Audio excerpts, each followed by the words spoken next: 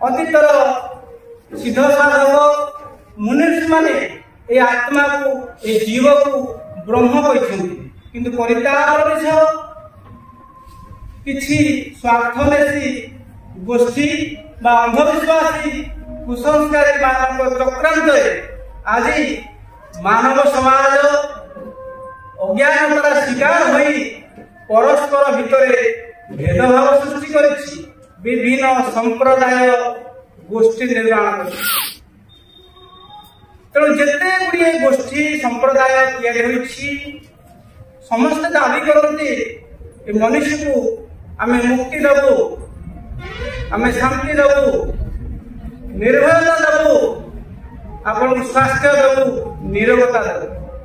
तेणु गुरुदेव कहले मुझे मुनि समाज गठन करुच्ची यार विशेषत्व कहीं सब समाज तो अच्छी समस्त दाबी कर मुनि समाज स्थापन करी कौन बा नूतन तत्व मुझे देवी गुरुदेव कहले संसार में आपण मैंने जिते मतवादी बा आपण संप्रदाय देखी समस्त कहते ईश्वर बाहर अच्छी तुम्हें दास तुम्हें गोलाम तुम्हें भिक्षा माग तुम्हें काकुति विनती हो तुमको सी कृपा करेंगे गुरुदेव कहले कृपा कहीं ना कृपा तुम्हें करके पाइब तुम कर्म प्रधान अच्छी विश्व तो तुम्हें जहाँ कर से ही पाइब कहीं तुमको देवे ना जार प्रमाण आप गीता भागवत देखीदे समस्ते कहते आप कर्म करे तेणु आपणकर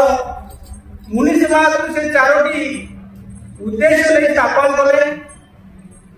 संसार में जिते चिकित्सालय अच्छी डाक्तखाना अच्छी जो उद्देश्य जे आपन को निरोगता देवे सुस्थता देवे गुरुदेव कहले मुनि समाज गठन करुच्ची आपन को सुस्थता देवी निरोगता देवी किंतु मुनि समाज कौन डाक्तखाना नुहे द्वितीय जिते प्रकार राजनैतिक दल सृष्टि होती कहते आपको आम स्वाधीनता देव स्वतंत्रता देव गुरुदेव कहले मुझे स्वतंत्रता देवी मुनि समाज स्वाधीन पाइबे कि मुनि समाज गोटे राजनैतिक संस्था नुहे तृतीय आपंकर जिते प्रकार व्यायामशाला सृष्टि होती उद्देश्य हूँ शारीरिक मानसिक स्ट्रेंथ कर सबल कर गुरुदेव कहले मुनि समाज माध्यम उपलब्ध करेंगे किंतु मुनि समाज कौन व्यायामशाला नुहे एवं सर्वोपरि जिते प्रकार आध्यात्मिक संस्था गठन होती जार भित्तिभूमि हूँ मुक्ति प्रदान कर गुरुदेव कहले मुनि समाज माध्यम मुनि समाज दर्शन वेद वेदांतर सिद्धांत माध्यम आप मुक्ति आनंद प्राप्त करें तत्व जापर कि मुनि समाज कौन आपंकर मझी संस्था नुहे तेणु वेद वेदांतर सारा तत्व जहाँकि आपंकर रहा षडदर्शन शास्त्र भीतर गुरुदेव मुख्य रहा आपंकर पतंजलिकर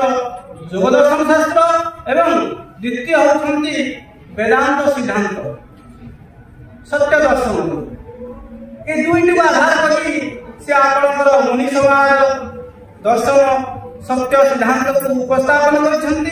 अंध भाव आपण को मानिबा से बाध्य करना से प्रमाण नहीं वाणी चतुष्ट ज्ञान शक्ति अच्छी आत्मज्ञान सर्वश्रेष्ठ ज्ञान अंधविश्वास को छाड़ी तुम भीतर शब्द शुण तुम प्रकृत गुरु पथ प्रदर्शक तुम भीतर विद्यमान